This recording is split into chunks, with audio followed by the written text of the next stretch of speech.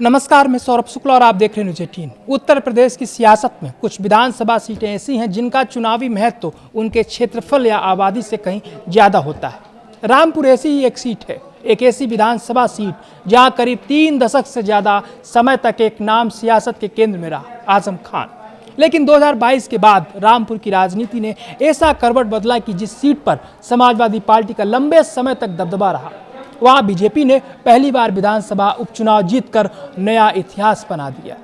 और अब सवाल है, 2027 में रामपुर किसके साथ जाएगा? क्या बीजेपी 2022 के उपचुनाव वाली जीत को दोहरा पाएगी? क्या समाजवादी पार्टी अपना पुराना किला वापस हासिल कर पाएगी?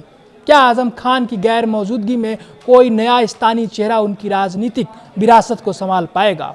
और सबसे बड़ा सवाल, क्या रामपुर में 2027 का चुनाव सिर्फ पार्टी बनाम पार्टी होगा या फिर यह आजम खान की राजनीतिक विरासत बनाम बीजेपी के संगठन की लड़ाई बनेगा? आइए पूरे समीकरण को समझते हैं। पहला सवाल, रामपुर इतना महत्वपूर्ण क्यों है?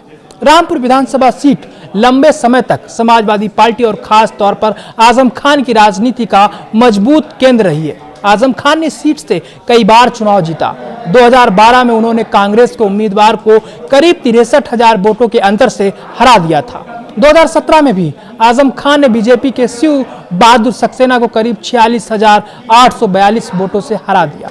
और 2022 में भी तस्वीर कुछ ऐसी ही रही। 2022 के विधानसभा चुनाव में आजम खान को करीब 1,31,000 वोट मिले, जबकि बीजेपी के आकाश सक्सेना को करीब 76,000 वोट मिले। आजम खान की जीत का अंतर रहा करीब 55,000 वोट। यानी 2022 के विधानसभा चुनाव तक तस्वीर साफ थी, रामपुर में आजम खान का राजनीतिक प्रभाव बेहद मजबूत था। लेकिन इसके बाद कहानी बदल गई। 2022 विधानसभा चुनाव के बाद रामपुर की राजनीति में बड़ा बदलाव आया। आजम खान की सदस्यता जाने के बाद विधानसभा सीट पर उपचुनाव हुआ और यहीं बीजेपी ने वह कर दिखाया जो लंबे समय से रामपुर में नहीं हुआ था। बीजेपी के आकाश सक्सेना ने समाजवादी पार्टी के मोहम्मद आसिम राजा को करीब 34,000 वोटों से हरा दिया। आकाश सक्सेना को करीब 81,432 वोट मिले, जबकि आसिम राजा को करीब 47,296 वोट मिले। बीजेपी का वोट शेयर करीब 62% रहा। यानी जिस सीट पर कुछ ही महीने पहले समाजवादी पार्टी 55,000 से ज्यादा वोटों से अंतर से जीती थी, उसी सीट पर उपचुनाव में बीजेपी ने 34,000 से ज्यादा वोटों से जीत हासिल कर ली। यह सिर्फ एक उपचुनाव का परिणाम नहीं था, यह रामपुर के राजनीतिक समीकरण में आए बड़े बदलाव का संकेत था। लेकिन 2024 ने फिर दिया बड़ा संकेत। अब यहाँ कहानी और दिलचस्प हो जाती है। 2024 के लोकसभा चुनाव में रामपुर लोकसभा सीट समाजवादी पार्टी ने जीत ली। सपा के मुहिबुल्लाह को करीब 4,81,000 वोट मिले, जबकि बीजेपी के घनश्याम सिंह लोधी को करीब 3,94,000 वोट मिले। यानी लोकसभा स्तर पर रामपुर में समाजवादी पार्टी ने फिर अपनी पकड़ का संकेत दिया। लेकिन विधानसभा सेगमेंट की तस्वीर को देखें तो रामपुर विधानसभा क्षेत्र में भी समाजवादी पार्टी ने बीजेपी पर बढ़त बनाई। उपलब्ध चुनावी आंकड़ों के मुताबिक 2024 में इस विधानसभा सेगमेंट में सपा को करीब 1,03,000 वोट, जबकि बीजेपी को करीब 65,000 वोट मिले।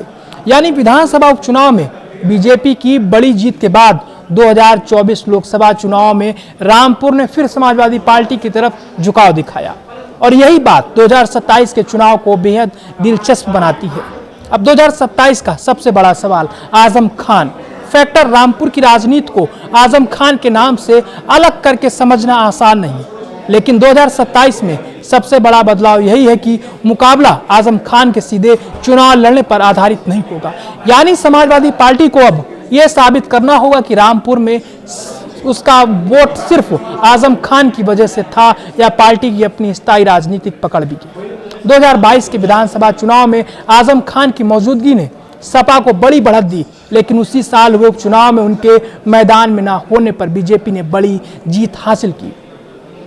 इसलिए 2027 में समाजवादी पार्टी के सामने सबसे बड़ी चुनौती होगी आजम खान की राजनीतिक विरासत को वोट में कैसे बदला जाए। क्या पार्टी कोई ऐसा स्थानीय चेहरा उतारती है जो आजम खान के समर्थकों को एकजुट कर सके, या फिर चुनाव सीधे अखिलेश यादव बनाम बीजेपी के स्थानीय संगठन की लड़ाई बन जाएगा? यही सवाल रामपुर के नतीजे की दिशा तय कर सकता है। बीजेपी के सामने क्या चुनौती है?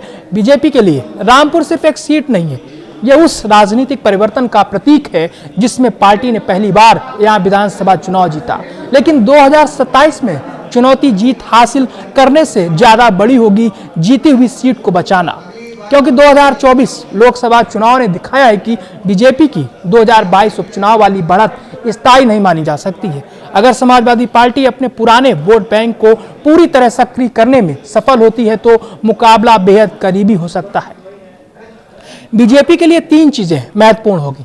पहली, संगठन, दूसरी, स्थानीय उम्मीदवार की स्वीकार्यता और तीसरी, 2024 में सपा की बढ़त को रोकने की रणनीति। बीजेपी को यह भी देखना होगा कि 2022 के उपचुनाव में उसके पक्ष में गया वोट 2027 में भी उसी तरह कायम रहता है या नहीं। तीसरा कोण, मुस्लिम वोट। रामपुर की राजनीति में मुस्लिम मतदाता हमेशा से महत्वपूर्ण रहे हैं, लेकिन 2022 के उपचुनाव ने एक बात स्पष्ट कर दी, सिर्फ किसी एक समुदाय का बड़ा समर्थन चुनाव जीतने के लिए पर्याप्त नहीं।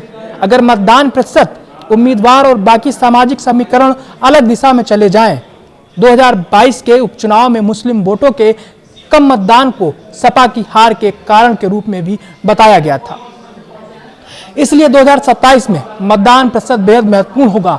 अगर समाजवादी पार्टी अपने पारंपरिक समर्थकों को बड़ी संख्या में मतदान केंद्र तक ले जाती है तो बीजेपी के लिए चुनौती बढ़ सकती है। लेकिन अगर बीजेपी अपने पक्ष में दूसरे सामाजिक समूहों का मजबूत गठजोड़ बनाए रखती है और मुस्लिम वोटों में विभाजन या कम मतदान होता है तो बीजेपी फिर मजबूत स्थिति में आ सकती है। 2027 के उत्तर प्रदेश चुनाव में दलित वोट की राजनीति भी लगातार महत्वपूर्ण होती जा रही है। बहुजन समाज पार्टी को कमजोर होती स्थिति ने दूसरे दलों के लिए दलित वोटों में सेंध लगाने की कोशिशों को बढ़ाया है। बीजेपी दलित आउटरीच बढ़ा रही है। समाजवादी पार्टी भी गैर यादव, पिछड़े और दलित मतदाताओं तक अपनी पहुंच बढ़ाने की कोशिश कर रही है। ऐसे में रामपुर में भी अगर किसी पार्टी को दलित वोट का अतिरिक्त समर्थन मिलता है तो वह मुकाबले को प्रभावित कर सकता है। यानी 2027 में मुकाबला केवल मुस्लिम और गैर मुस्लिम वोटों के गणित तक सीमित नहीं रहेगा। पिछड़ा, दलित, शहरी मतदाता, व्यापारी वर्ग और युवा वोटर सभी महत्वपूर्ण होंगे। अब बात करते हैं उन मुद्दों की जो चुनाव में जमीन पर असर डाल सकते हैं। रामपुर की अर्थव्यवस्था लंबे समय से कृषि, व्यापार और छोटे उद्योगों से जुड़ी रही है। स्थानीय स्तर पर रोजगार, उद्योग, सड़क, बिजली, शिक्षा, स्वास्थ्य, शहरी सुविधाएं और व्यापार से जुड़े मुद्दे मतदाताओं के लिए महत्वपूर्ण हो सकते हैं। 2027 में सवाल यह भी होगा कि चुनाव सिर्फ राजनीतिक पहचान और पुराने नेताओं की विरासत पर लड़ा जाता है या फिर स्थानीय विकास के मुद्दे भी केंद्र में आते हैं। युवा मतदाता खास तौर पर रोजगार और बेहतर अवसरों को लेकर राजनीतिक दलों से सवाल कर सकता है और यही वर्ग चुनावी नैरेटिव बदलने की क्षमता रखता है। अब समझिए सबसे बड़ा चुनावी गणित।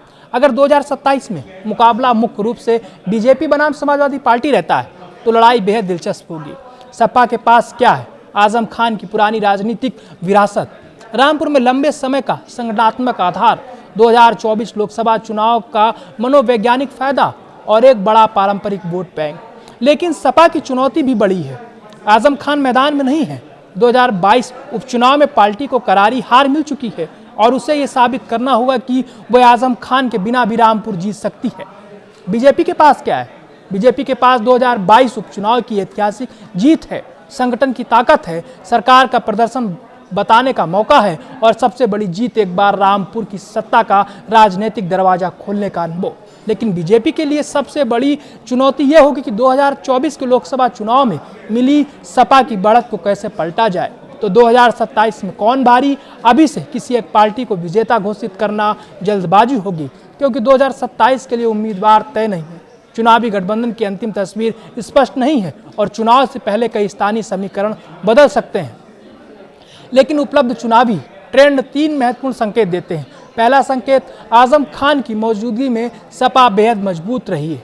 दूसरा संकेत, आजम खान के हटने के बाद बीजेपी ने उपचुनाव में बड़ी जीत हासिल की है। तीसरा संकेत, 2024 लोकसभा चुनाव में रामपुर ने फिर सपा की तरफ मजबूत झुकाव दिखाया। इसका मतलब साफ है, रामपुर अब किसी एक पार्टी की सुरक्षित सीट नहीं कही जा सकती है। यह सीट 2027 में यूपी की उन सीटों में शामिल हो सकती है जहां चुनाव परिणाम आखिरी दौर तक अनिश्चित बना रहे। रामपुर की कहानी सिर्फ एक विधानसभा सीट की कहानी नहीं है, ये उत्तर प्रदेश की बदलती राजनीति की कहानी है। एक तरफ दशकों पुराना आजम खान का प्रभाव, दूसरी तरफ बीजेपी की ऐतिहासिक एंट्री और तीसरी तरफ 2024 में समाजवादी पार्टी की वापसी का संकेत। 2027 में सबसे बड़ा सवाल यही होगा, क्या बीजेपी रामपुर में अपनी ऐतिहासिक जीत को स्थायी राजनीतिक आधार में बदल पाएगी या फिर समाजवादी पार्टी आजम खान की गैर मौजूदगी के बावजूद रामपुर को अपना पुराना किला वापस हासिल कर लेगी। और शायद इस सवाल का जवाब सिर्फ उम्मीदवार नहीं देगा, जवाब देगा मतदान प्रतिशत, स्थानीय मुद्दे, उम्मीदवार की पकड़, मुस्लिम वोटों का रुख, दलित पिछड़ा समीकरण और सबसे बढ़कर आजम खान की राजनीतिक विरासत को सपा कितनी मजबूती से चुनावी वोट में बदल पाती है।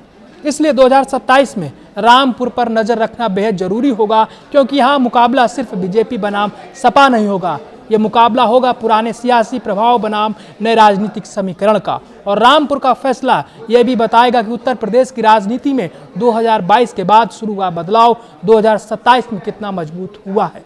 रामपुर में बाजी किसके हाथ लगेगी, फिलहाल फैसला जनता की अदालत में होगा।